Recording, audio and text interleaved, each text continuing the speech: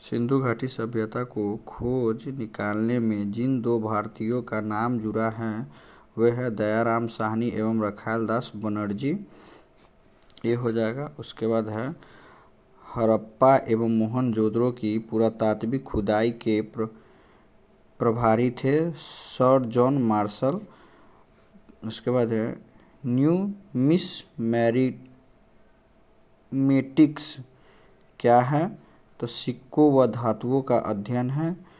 उसके बाद है एशिया माइनर स्थित बोगाज कोई का महत्व इसलिए है कि वहाँ से जो अभिलेख प्राप्त हुए हैं उसमें 4 वैदिक देवताओं इंद्र, वरुण, मित्र व नासत्य का उल्लेख मिला है।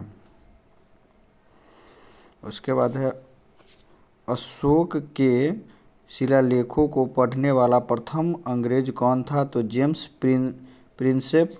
उसके बाद अशोक के अधिकांश अभिलेख किस भाषा व लिपि में हैं, तो वह प्राकृतिक व ब्राह्मणी में है। कहाँ से अशोक के द्विभाषाई अभिलेख प्राप्त हुए हैं, तो सर-ए-कुना जिसे कंधार कह भी कहते हैं। अशोक के मनसेहारा एवं शहबाजगढ़ी से प्राप्त शिलालेखों में किस लिपि का प्रयोग किया गया है, तो खरोष्टी लिपि का प्रयोग किया गया है। उसके बाद है आपको प्राचीन भारत में कौन सी एक लिपि दाईं से बाईं की ओर लिखी जाती है, तो खरोष्टी लिपि लिखी जाती है। हेलियोडोरस का वेशनगर अभिलेख संदर्भित है, यह संदर्भित है केवल वासुदेव को। उसके बाद है निम्नलिखित में से कौन सा अभिलेख कलिंगम नरेश खारवेल से संबंधित है, तो हाथी गुफा। उसके बाद सर्वप्रथम भारत में विशुद्ध संस्कृति भाषा में लंबा अभिलेख किस राजा द्वारा जारी किया गया है, तो यह शक छत्रपत रुद्रदमन द्वारा। उसके बाद काव्य शैली का प्राचीनतम नमूना किसके अभिलेख में मिला है, तो यह रुद्रदमन के। उसके बाद निम्नलिखित में से किस अभिलेख में चंद्रगुप्त मौर्य और अशोक दोनों का अभिलेख किया गया है, तो यह महाक्षत्रपत रुद्रदमन व जूनागढ़ अभिलेख में।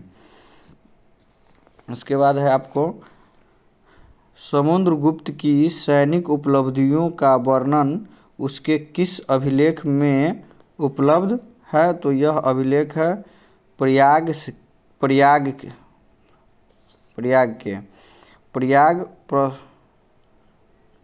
प्रशस्ति अभिलेख का उल्लेख हरिसेन किस शासक का दरबारी कवि था, तो यह समुद्रगुप्त का था। उसके बाद है मेहरौली स्थित लौह स्तंभ का निर्माण किस सदी में हुआ, तो यह 4th सदी ईस्वी में। दिल्ली के मेहरौली के कुतुब उल इस्लाम मस्जिद के प्रांगण में स्थित प्रसिद्ध लौह स्तंभ किसकी स्मृति में है, तो यह चंद्र के। सती प्रथा का पहला पुरातात्विक उल्लेख कहाँ मिला है, तो यह एरन अभिलेख से। उसके बाद एरन अभिलेख का संबंध किस शासक से है, तो यह अभिलेख है भानुगुप्त से। उसके बाद है ऐहोल प्रशस्ति का रचयिता रवि कीर्ति किस चालुक्य शासक का दरबारी कवि था, तो यह था पुलकेशिन द्वितीय का। उसके बाद हर्ष एवं पुलकेशिन द्वितीय के मध्य हुए संघर्ष की जानकारी कहाँ से मिलती है, तो यह मिलती है ऐहोल अभिलेख से। उसके बाद कवि कालिदास के नाम का उल्लेख किस लेख में हुआ है, तो ऐहोल के उत्कीर्ण अभिलेख से। उसके बाद है अभिलेखों को ऐतिहासिक प्राक्कथन के साथ प्रारंभ करने की परंपरा का सूत्रपात किसने किया? तो यह किया है राजा प्रथम।